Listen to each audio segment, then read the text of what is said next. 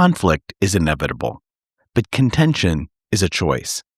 We cannot adjust the volume on others' bitterness or rage, but we can choose our response. Dieter F. Uchtdorf. If 36 senior Foreign Service officers are summarily told they are to leave, eventually 36 other people will replace them. If those 36 are all Foreign Service officers, it will beg the question, what did those Foreign Service officers do that these did not? And the natural supposition will be that they took an oath or a vow or kissed a ring to something or someone that was other than the Constitution of the United States. And it threatens the professionalism of the modern Foreign Service.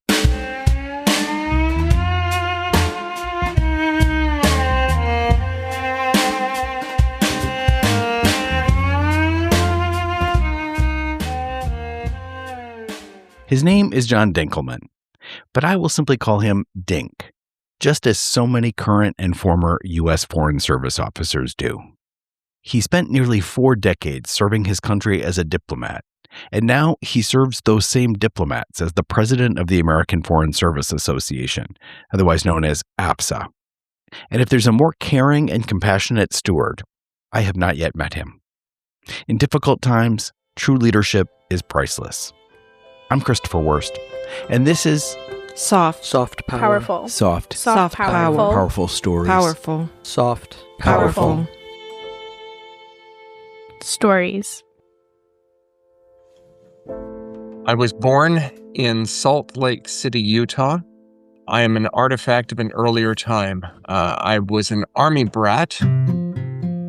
My father was in the American military, and being a child of the 1960s, the hallmark of my childhood was basically standing at the airport, waving goodbye to Daddy as he went off to Southeast Asia. And fortunately, unlike various of my friends, we were lucky enough to have him come back each time. When I was about 12 years old, he returned from Vietnam, only to very quickly advise me and my mother that we were going off to our next assignment, which would be my first time on an airplane. We moved to Turkey. I went through all of the cultural shock and disruption that one can imagine in an early teenage boy as he goes from suburban American life with a quarter acre of grass to mow to an urban setting where everybody spoke a different language, worshipped differently. But nevertheless, after things righted themselves, the exotic nature of things wasn't actually a bad thing. It was kind of cool. My parents became friends with an American couple from Iowa. One morning, my parents had allowed me to skip school and go sit in this man's office to watch what he did. My mother and father thought that I might find it interesting.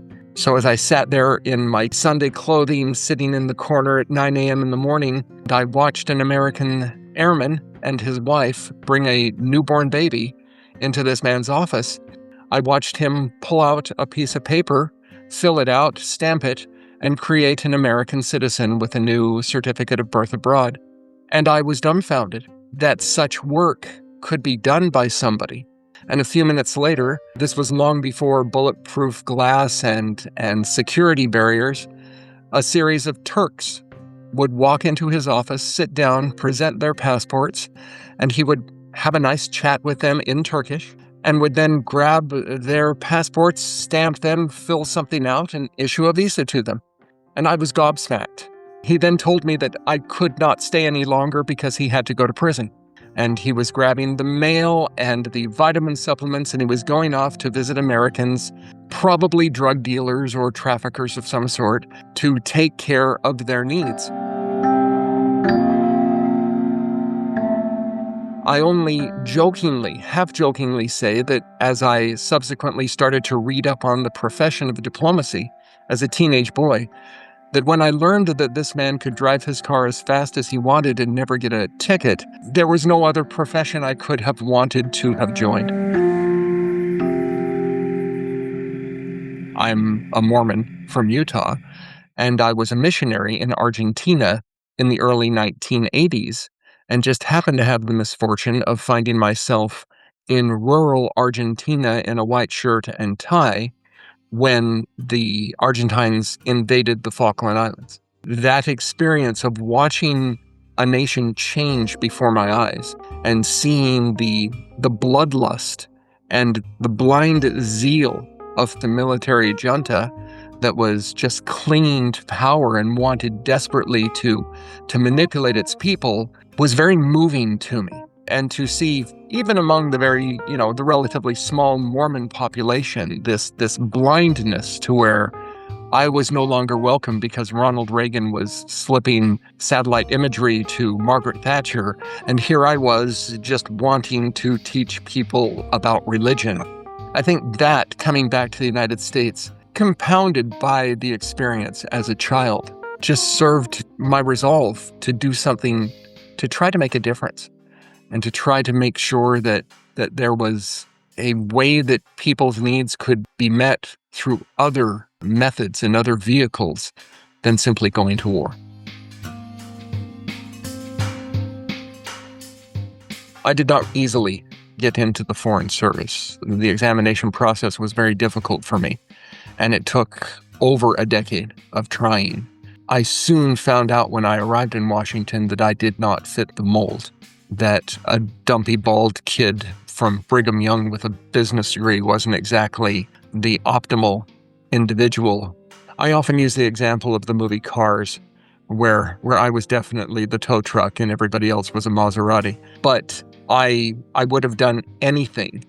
I would have mopped the floors simply to have been in the organization because I admired the State Department so much and had come to understand and learn just how important it was for our country.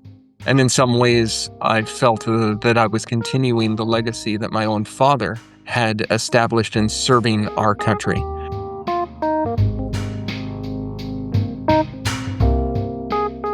I just want to interject that for someone who didn't fit the mold and who is the tow truck in the equation, you are the only person I know in my long Foreign Service career when you can just say Dink, just say a nickname, and everyone knows who you're talking about, and everyone smiles and says, Dink!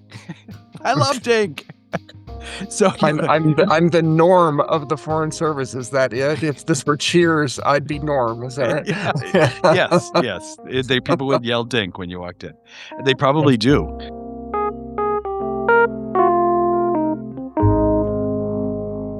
The first assignment to Yugoslavia was, in my religious wording, providential, because the opportunity to be in Yugoslavia from 1989 to 1991 and to personally witness the deterioration of an entire country and a society, and to see in some ways a repeat writ large of what I had seen in Argentina almost 2 decades earlier in the form of level-headed individuals who, when all things were left alone, were quite lovely and open and caring and socially conscious, turning into ethnocentric, xenophobic people filled with hatred, ready to act against their former fellow nationals, was very formative for me.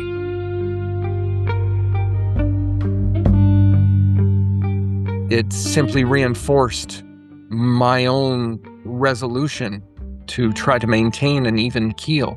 And of course, nowadays, it just causes me greater concern as I see similar things developing not only in my own nation, but in many countries across the world. I'm curious if there's a moment that you can think of where you really saw diplomacy in action. You really saw the difference that can be made by conversations and by a bilateral agreement rather than with arms and bombs. Keep in mind, I'm a management officer, so the work I do is naturally behind the scenes. In the high school drama club that is an American embassy, I am the guy who's building the set and selling the tickets and making sure the popcorn is in the lobby at the right time. I am not the person on the stage I might be an extra every once in a while in a large scene where people need to be in the background, but otherwise I simply enjoy making sure that everything runs well and that a group of people get together and accomplish something good. So my examples might be a little off.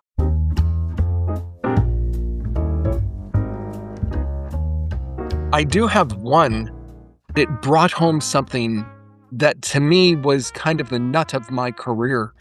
And it involved a Saturday morning, I call it flip-flop diplomacy, in Nogales, Arizona, where my wife dispatched me to cross the border to go to Safeway. And I'm in the frozen food section, and I get a call from the people in Customs and Border Protection. And they say, "Mr. Dinkelman, we have a problem. The border has been closed." And so I put back the ice cream and I leave the bananas and I waddle back out into the parking lot and I start heading south down the road. The Arizona border in that area is the main conduit for much of the agriculture and the winter produce and products that come from the warmer areas of western Mexico during cold weather. About 75% of all the fixings of a salad in the United States come across that border crossing. And so as I'm driving back to the border, which is about a 5-mile drive, I'm seeing just this series of semi-trucks all parked on the side, just building up, waiting, and they can't get across the border. The guys in green uniforms, they recognize me because I'm that guy who's across the border. And they say, "We don't know what's going on. The border's closed." And so I waddle over and cross a couple guardrails, and I go up to the fence where the Mexican Border Patrol are behind the fence. They, of course, recognize me as El Señor Consul Dinkelman, right? And I say, "Guys, what's going on? Why have you closed the border?" And they explain to me very kindly, very graciously that what has gone on is on the other side of the city, on the other side of the tollway that all of these truckers use to go south, there has been a wildcat strike. Individuals have started to throw rocks through truck windows and they're pulling out truckers and beating them up because of some local dispute over something that has gone on. And out of the interest of the safety of the trucks and the drivers, they've closed off the border. But of course, they can't convey that to the Customs and Border Protection people on the north because both sides are strictly prohibited from talking with one another. You can imagine the security concerns. All communications must go up through me.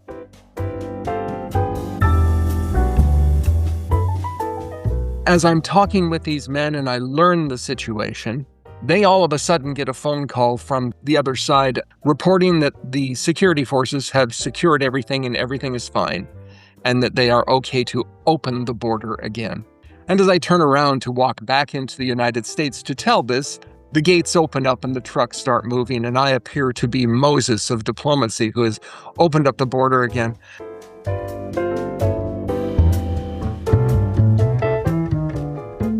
That's the crux of diplomacy, particularly on our very messy southern border. When an American boy in Arizona has a child with a Mexican girl 2 blocks away from his house, and the welfare of that child in Mexico, that American child in Mexico, is under the auspices of nobody. The county and state authorities in Arizona have no authorities.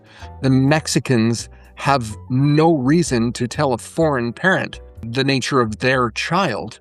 It's only the American diplomat who is there, in this case a consular officer, who can actually go into the home, who can verify the need of the child, and to make sure that our citizens are all right in their most vulnerable.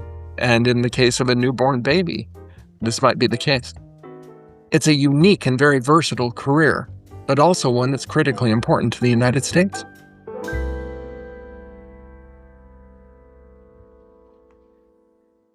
One of the things that you were just describing, the human nature of things, in my mind, you were always a mentor who really, really cared about the success and the humanity of the officers that were coming up. Your current role as president of AFSA you are again looking out for the people. I think my experience joining the Foreign Service led me to understand just how important the people were to the organization.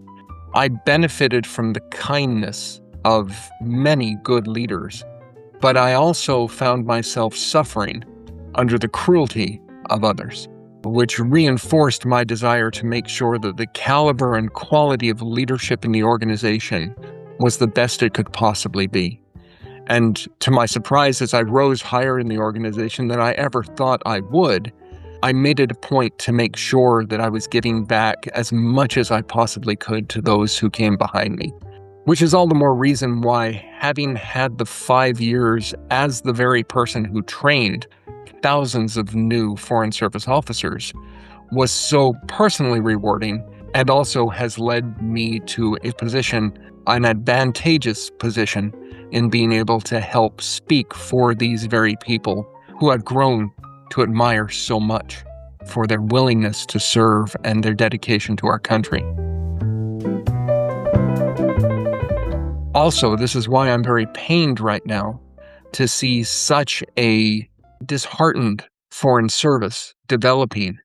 In 2025, the federal government determined for the first time in 15 years that they would not be conducting a workplace survey.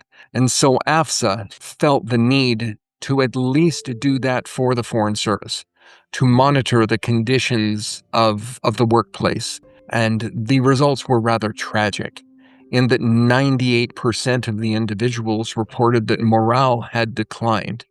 That in and of itself is bad enough.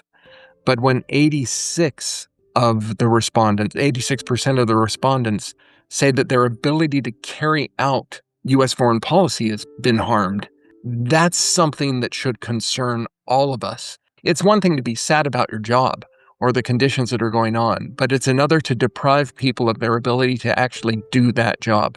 And I think that's the crux. Derivatively, of course, 75% of the people surveyed said that they were reconsidering whether or not they wanted to stay in the profession.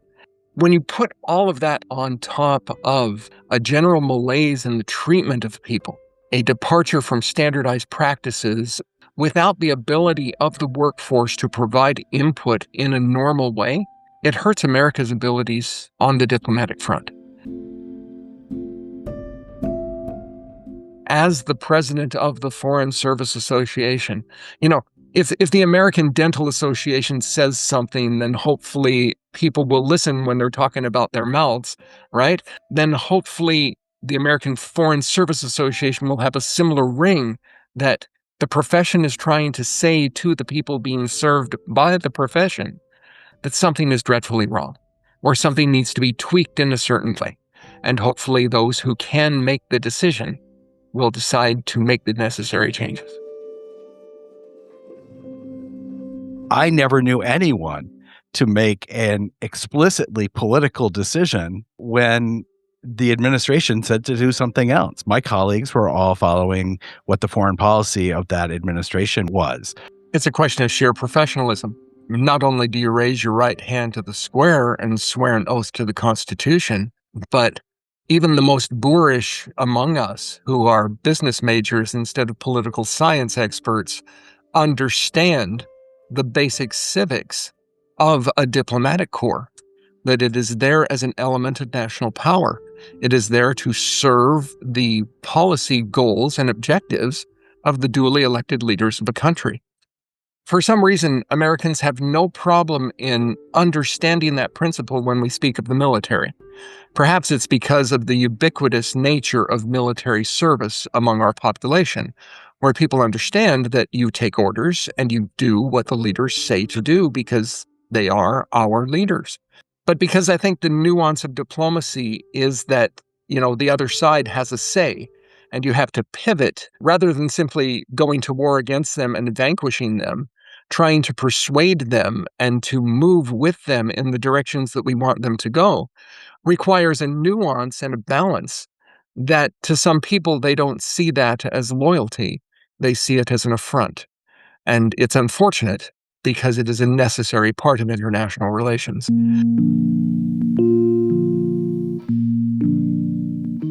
We haven't seen this kind of a reaction before. What happened? I tend to always blame myself first. I have to see what I've done wrong and try as I might to figure out what we in the Foreign Service may have done to merit the distrust or lack of confidence in our leadership continues to perplex me. As I listen to reports of individuals returning as they have been recalled from duty overseas, the first question among many of them is, what is it I did that merited them to determine that I was not the appropriate person? I had towed the line, I had carried out the policies, I had represented the United States to the full extent possible, and we did a lot of good work on behalf of our country, and yet leadership is unhappy.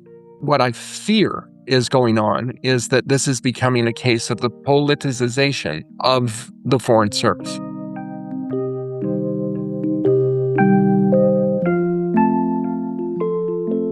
Now, don't get me wrong. A liberal Western democracy can determine how it wants to staff its positions in any way it wants. Many countries have systems by which, when leadership changes, an entire diplomatic corps might be flushed out and sent back to the private sector, and new individuals who are more attuned to the political winds as they blow from a capital are then dispatched to represent that country. This has been the very mold that we have proactively strived to avoid over the past 150 years. And as Tammany Hall and as political favoritism and the spoils system has been eradicated as much as possible from our professional ranks, we have benefited from it as a country and specifically as a profession. We've earned the confidence of all of our leaders. And so as we go into this phase, I, as the president of the association that represents those diplomats, would much rather see people who are totally unfamiliar with the art or the skills of diplomacy be dispatched by leadership to positions overseas than to see other professional diplomats summarily chosen to replace their colleagues. Because the questions that will arise from such decisions will bode worse for the profession. Diplomacy is not a one-way street, though, by its very nature, a two-way or multi-way street, because you're dealing with your counterparts in another country. It's not a job that you can just take one person out and put another person in and expect the same kind of level of professionalism or nuance. I mean, oftentimes these are people who have gone through a lot of training, sometimes language training. They know people, they have contacts on the ground. Can you talk a little bit to someone who may not be familiar with that sort of nuance, why it's so important to have, even to have an ambassador? It sounds obvious, but why is it so important to have an ambassador on the ground in a certain place? What do we lose when we don't have an ambassador in a place? I think the best example for that can be found in my experience in, of all places, the Bahamas, where I had arrived to be the deputy chief of mission. The ambassador, who was a politically appointed ambassador, as one would imagine the Bahamas would merit, left shortly after my arrival. And I, of course, was left holding the bag to act as the chargé d'affaires for almost 3 years. The only other ambassadors in that country were the ambassadors of the People's Republic of China and Cuba. And for 3 years, right at my own border, there I was, subordinate in position diplomatically to two of our greatest adversarial presence in the region, and I had to try to make that up through either personal relationships or simply by virtue of trumpeting America's core precepts and values in comparison with those other countries who were obviously, in the eyes of the Bahamian people, not doing things in accordance with their own standards, but I was hobbled in that way. So to not have people on the ground in this large playing field that is the game of diplomacy. To not have team members who are out there only hurts us, both in the public nuance of things, making sure that we're present, we're there, we're involved, we're cutting the ribbons, we're smiling, kissing the babies, but also that we're in the conference rooms, in the decision-making chambers, that we're there to respond to the emergencies. We're there to basically provide leaders' input when they desperately seek it.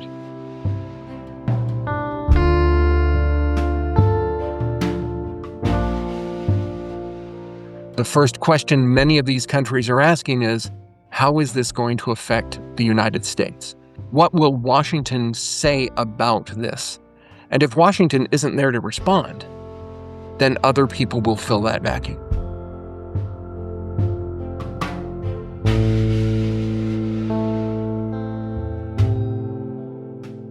The rising division within our ranks that mirrors the divisions within our own country must stop. We must recognize that the Foreign Service, by necessity, must represent the broad spectrum of every aspect of American society, not just ethnic or gender or geographic or religious in my case, but also it must contain the broad spectrum of American political thought. And all of that must be subordinated to our duty as diplomats to execute the policies and, frankly, the ideals of our nation. In many cases, we embody America to our foreign interlocutors. One can joke that our nation is pimping us and is using our own personal skills to engender respect, credibility, affability, or even expertise, dare I say, to the point where individuals will be persuaded to do good, but also possibly to not do bad, because that one American they met was a decent individual who respected them. In order to do that, we have to practice diplomacy among ourselves.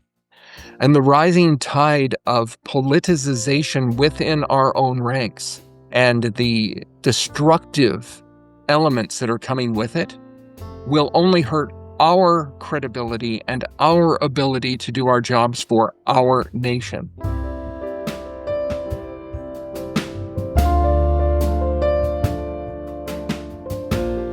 When I came into office in July, I said to my staff, the brilliant staff in this building, that this was Washington, D.C., and conflict was unavoidable, but that contention is unacceptable.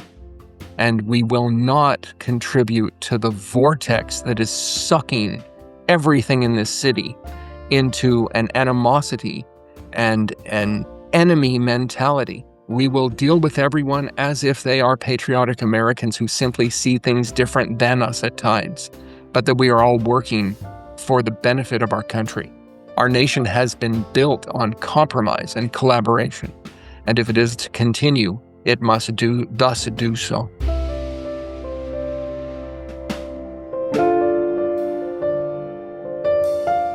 I feel like you are the right person at the right time in this job, but it's a really difficult time, probably the most difficult time in AFSA's history. What keeps you going? Oh, boy.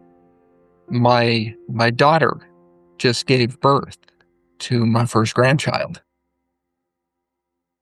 I am concerned for the world that I will leave that grandkid.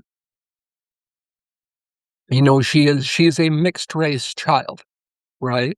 My son-in-law is a Filipino. And the fact that my son-in-law, who's a corn-fed kid from Iowa who just happens to be brown because his mom is from the Philippines, is worried and carries his passport because he sees what's going on in this country. And these are domestic issues, right? And I'm in foreign affairs. But if we can't get our act together as a nation, Where is the credibility and the leadership that we have exuded over one of the most tumultuous centuries that this world has ever gone through? And unless we get our own house together, how can we provide the same exemplary leadership that we have in the past? And I see no other nation or group of nations that is in a position to do that. I still believe in my country.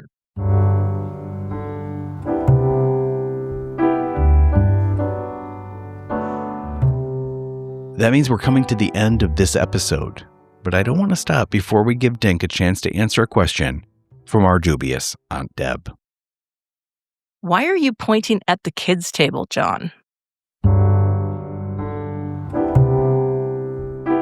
I point to the kids' table where the 5-year-old to the 10-year-old and the agonized 12-year-old who really wants to be at the grown-up table are sitting, eating the Thanksgiving dinner.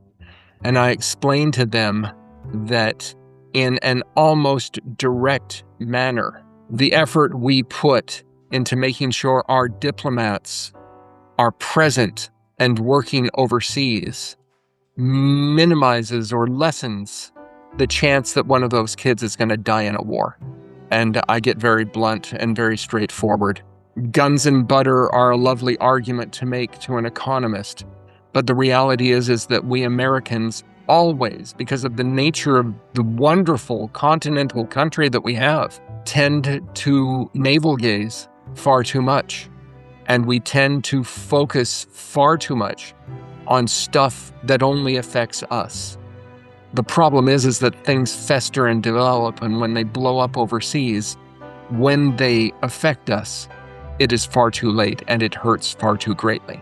Far better for us to be prepared to fight the battles, not necessarily the wars, but even just the battles of ideas in the hearts and televisions and streets of other countries, and let them sort out where they're going to sit and influence them to be in positions that don't hurt us first and foremost, but hopefully also help us build a better world. And while that is, again, very altruistic, we're going back full circle to my earlier comments about I want to make the world better for everybody. I primarily want to make it better for my country. And as other individuals benefit from a stronger, safer America, that's great too.